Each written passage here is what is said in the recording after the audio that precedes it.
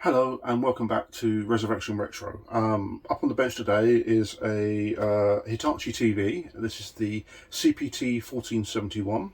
Dates from about 1982, 1983. This particular television is an eBay purchase, a slightly impulsive one, and it was sold as in working condition. I haven't tested it yet. It's pretty much of its time. So we've got here a channel selection here. So we've got eight channels, and you can tell it was actually before the Channel 4 because Channel 4 was released in March 1982 or something like that. Anyway, I'll put it in the comments. Actually, we have BBC One, BBC Two, ITV1, ITV2. So this sort of dates the set as being designed and made pre 1982. Cosmetically, it's not in too bad a shape. It's pretty grubby. So these televisions are relatively rare now. They were pretty much thrown away. It's analog only. It's got no other inputs apart from RF and for the power system. So yeah, it's just power system only on this one. We do have a tuning panel just behind here, and everything seems to look like it's in good order. There's one or two scratches. So if I just turn, there's a couple of scratches on the top here. Back of the case seems to be covered in paint, so somebody was painting their walls watching television by the looks of it. All the controls are very grubby and dirty. It's still got the Made in Japan sticker at the bottom here. The tube looks okay, there's no scratches, it's just dirty. Yeah, just dirty. Generally okay here. Generally okay here. On the back here we have a fairly sturdy handle, surprisingly sturdy. We've got the aerial, and unfortunately the aerial itself, this little antenna, has broken off, and that was like that when I got it. We've got various adjustment controls for looks like vertical, horizontal, and the vertical width here. Yeah, let's turn it around on that side. And again, it's just grubby. I said apart from the scratches on the top here, there's very little cosmetic damage to this, so it's quite surprising. It's just a bit unloved. So what I'm going to do is going to quickly check the plug, just to make sure everything's all right.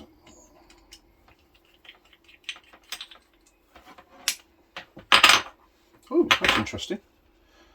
I don't know whether you can see, but we actually have brown and green. Now I'm red-green colourblind. I'm sort of 25% red-green colourblind, which can be unfortunate with some resistors. But I don't know whether you can see whether the camera. Let's see whether I can get the camera to focus in on this. We actually have green for the neutral and brown for the live. Now in the UK it's usually blue for the neutral, brown for the live, and then green for the earth. So I don't know whether this cable has been replaced and somebody's screwed around with it, or whether that was original. It does look like it's let's see whether I can scrape some of this.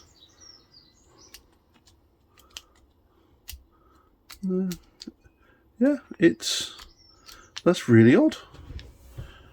Yeah, that's really odd. Now, it looks like somebody's done a decent job of the length of the cables themselves. So again, it's got a good grip on the strain relief there, with a nice amount of protective flex. It's also got good length on the wires themselves. Let's just quickly check this. Yeah, that's tight. That's tight, and also make sure that this is tight. I have seen it where the screw for the earth here has actually come out and rattled around and caused a major short. So the only thing I will say with this is that the fuse is a 13 amp fuse. So I will replace that later on and make sure that that's actually safe to do. So let's just put this back.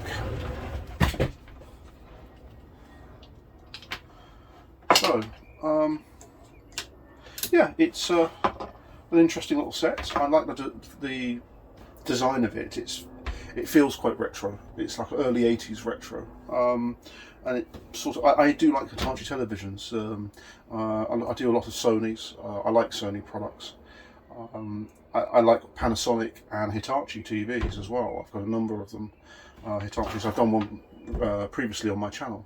And I've also got a Panasonic over, which is my daily driver over there at the moment, which needs a full checkout and a video done with it. So what I'm going to do is let's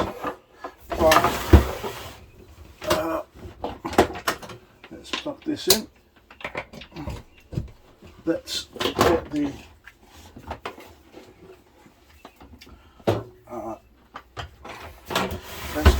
the current limiting bulb out, and I'm just gonna plug it in, and I'm gonna then turn on the RCD. So I have the RCD, and the current limiting bulb is over here. So let's just make sure that you can see. Yeah, the bulb is just there. And we're going to power this up and see what happens. Now, there'll probably be a degaussing circuit which will draw quite a lot of current, and that will make the bulb pretty much glow bright, but it should start to dip, and you'll see the brightness slowly dip down as the degaussing is completed. And then it will then start to settle down. So hopefully that's what happens. So it's bright. I can see that the light is dimming up and down. No smell of anything. Yeah, that's starting to dim. There we go. I sort of hear high voltage. Yeah. There we go. We actually have a picture. Now, the current is being limited to the TV, so it's not going full power at the moment. So often the CRTs shrink a little bit, and they're a bit dull and a bit dim. That seems to be there. Okay. Let's see whether we can get a picture on. I've got a videotape. So I've got a videotape with an RF, and I've just got to set it off. Let's just turn that down.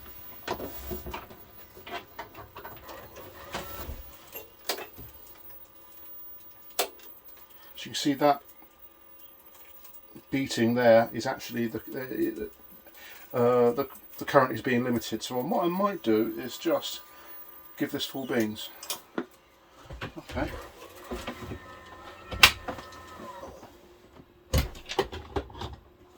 Let's just. So the TV is now plugged directly into full mains power, so no limiter at all. Let's turn it on. Yeah. That made the lights flicker. And there we go. So we now have a nice rock steady picture. It seems the static is quite useful because you actually see purity and convergence problems usually within this. It's quite thick. I can see it's quite a grubby screen. The actual glass is quite grubby. So we've got something coming through. Oh, well, okay. Something's going on. Looks like there is a picture. This AV. Okay. Yeah. It looks like the vertical is off. So that's interesting. So what I might do is let's open it up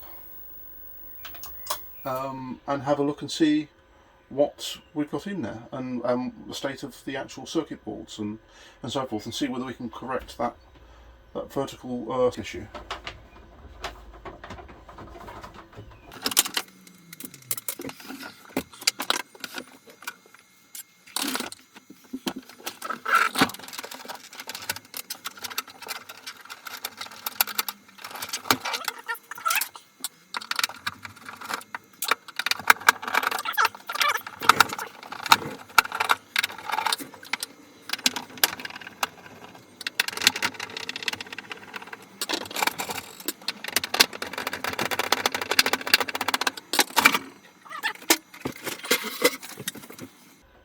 Too bad. Let's get you into and have a look at this and into it all and see what's going on. So we've got tuner board down there, speaker, quite a chunky speaker. Again, a Hitachi 3W, max 3W, 2W, nominal I would have thought. Power switch, tuner. Looks like a lot of the circuitry is run from a central chip, equivalent of the jungle chip in many modern sets. This must be quite an early version. It's a very small neck for a colour tube. It's very small. So I can see that there's actually a service switch there. It's probably to actually collapse the vertical, so you can actually have a single line, and you sort of that's how you adjust the red, green and blue, get them at the same intensity. It's surprisingly good. I was expecting this to be a proper dirt fest. Some interesting convergence adjustment there. Not many magnets on this. There's one there and one there and then one at the back there, so that's good. Let me get a brush and we'll try and see what's inside this. So let's have a quick look and see what this tube looks like, if we can see anything, that is.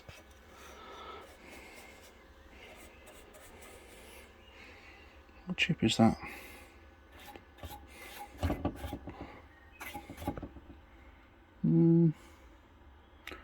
Can't see much on there. I can see some controls here.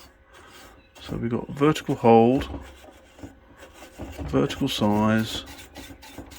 There we go.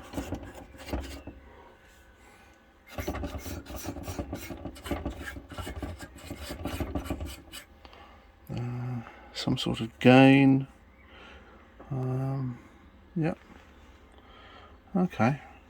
I don't see any capacitors looking bad. Not visually anyway. Some interesting stuff here. There seems to be some sort of transistor just touching that pot. I'll just move that up, make sure it's okay. Quite minimalist, it's sort of on that cusp of going from late 70s to early to mid 80s tech. It's sort of, they've just started to reduce the cost of the parts list, the BOM list for this, by using that chip. Yeah, all looks good. There's some nice big fat caps down there.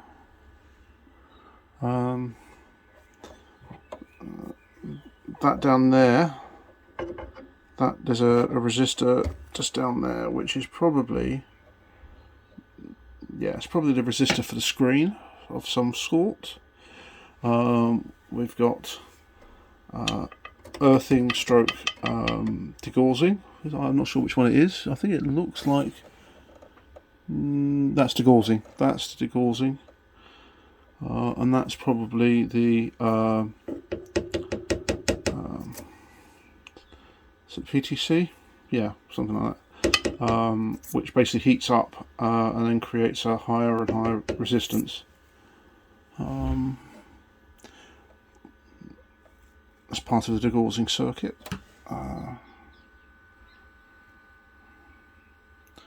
Yeah, that is probably horizontal. It's either horizontal or vertical. Main transistor. So that's all slightly old school. Tiny little flyback. So I've got a funny feeling this is just a flyback just for supplying high voltage. A lot of these became quite big because they started to get these to generate the different voltages the actual set needed. So 12 volts, sometimes 5, but also various sort of voltages it needed. This might be a time when basically these packages here, these regulators and stuff like that, would actually do the majority of that. So yeah, it's relatively tidy. Yeah, it's a bit dusty, not ludicrously dusty. Right, so the tube is a 370LHB22. So it's pretty much an all Hitachi set by the looks of it. I'm seeing lots and lots of Hitachi parts, and they were pretty good at doing this. They actually, like Sony, they sort of just built all their own stuff. So okay, what we're going to do is I'm going to turn this back up on its front. Back up as in front, and we'll see whether we can actually stop the rolling. So I've got the set plugged in. I've also got the RF plugged in. I'm going to power it up now, and I'm going to use a screwdriver to basically adjust the vertical hold and see what we get. Oh, hang on, that would help, wouldn't it? I didn't have it plugged in. Right, okay. There we go.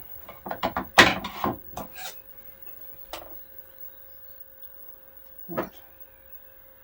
There we go.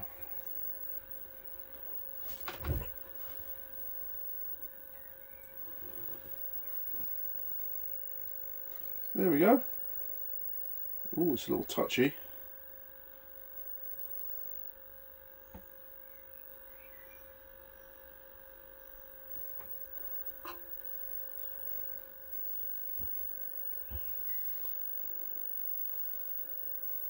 See what the vertical size does. There we go. Brings that back in.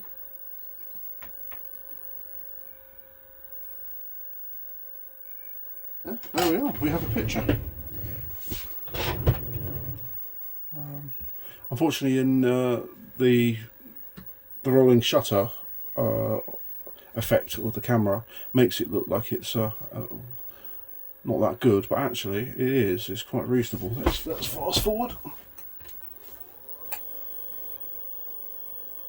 There we go.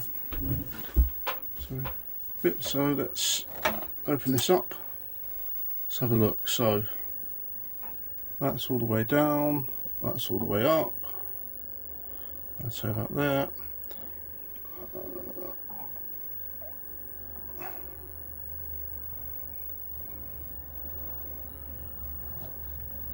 That's the brightness, the contrast.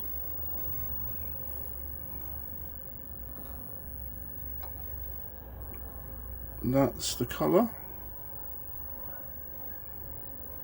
That's about right. HItachi works. Sound. Master Luxor, it's so good to see you fully functional again. Yeah, all seems fine. It's a bit bright. The colour was a bit off, but there we go. Well, this works. So, what we're going to do with it? Well, it's actually a half decent little set by the looks of it. I like the aesthetics of it. I think what we're going to do is we're going to give it a bit of love and attention. We're going to give the case a full clean up. Might do a full disassemble actually, and also do a partial recap of the power supply. Make it last as long as possible.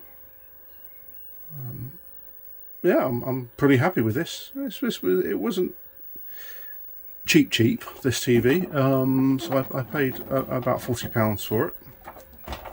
And I only took a chance on it because one of the pictures on there showed static like that.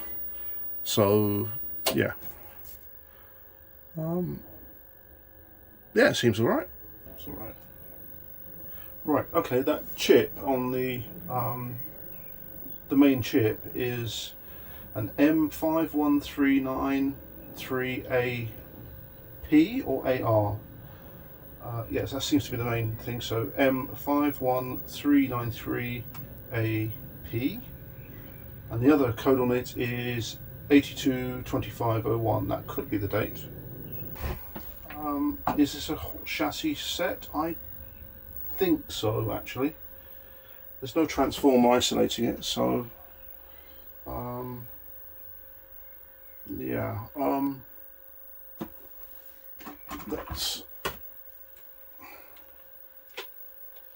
Let's do a quick check. So I'm gonna put it on voltage, 600 volts. I don't know whether I can. Will it work? So, touch it onto the chassis. Yeah, 102 volts.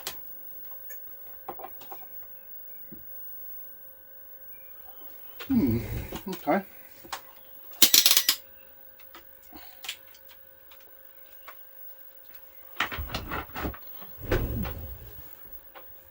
The picture seems to be improving. Yeah, the picture's definitely improving. It's getting brighter. Right, so I'm just going to put a test tape in with some test patterns and let's see what it looks like. Okay. Right. Looks like the yoke has moved. It's twisted that way. We've got much higher here compared to down here, so the whole picture's twisted. Let's bring that colour down. It's a bit garish. There we go. Let me see whether I can get you onto 8K and so you get a more stable picture.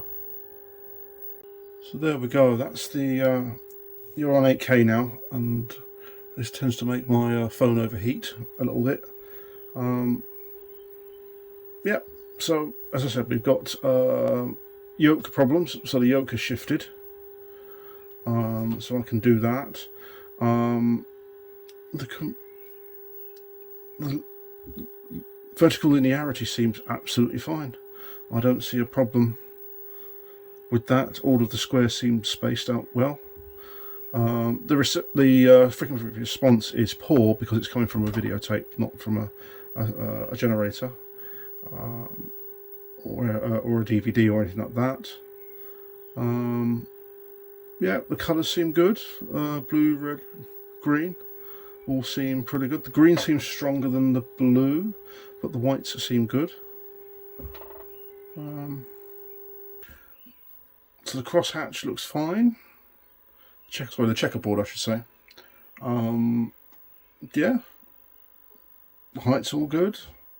The centering's all good, so it's generally even on either side. Just maybe a little bit further this way.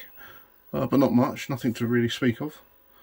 The only thing I would say is the yoke. That's the shows up any linearity problems. So whether the actual squares are getting bigger or smaller, vertically or horizontally, everything seems good. It's a nice, good picture. As I said, apart from being lower here and a bit higher there. And again, I'm going to tweak that and sort that out. I think what we'll do is we'll start cleaning this thing up. I'm going to put the cover back on and give the outside a clean. Give the outside a clean, and then I will dive into the actual innards later on as part either as this video or another video, I'm not entirely sure which, and dismantle it and then give the case a thorough clean up.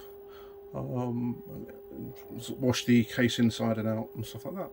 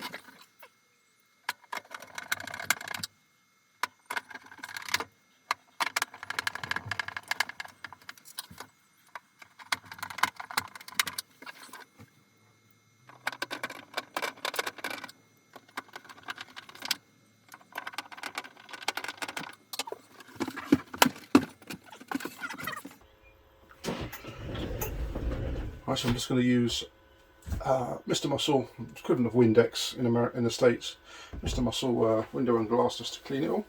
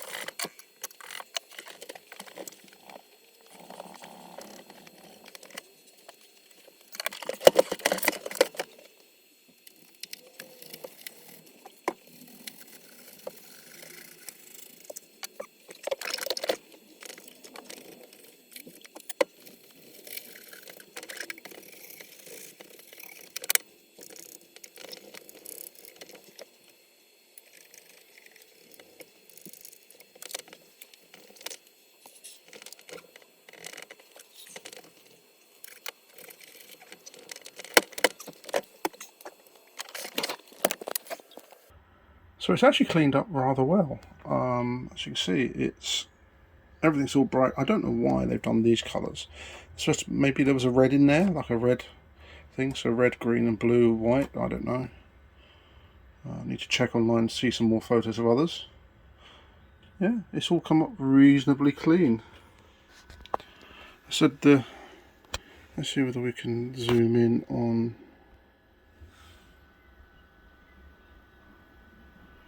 You can see the shadow mask on there. It's fairly big, so we're not going to get a sharp picture on this. It's just a standard CRT. There we go. Yeah, got some wire patterns on there. So it's not going to be pin sharp, but yeah, it's got a Instavision, which basically I think was an American thing to for old tubes, where basically you'd actually run the tube and some of the actual tube itself, and also the vacuum tubes inside, and actually keep them running. And as soon as you press the on button, it would then go to full power. I don't think this is the case here. I think this is basically just a straightforward transistorized set. Yeah, for a first clean, that's not come up too badly. There's one or two marks still there. Will that come off?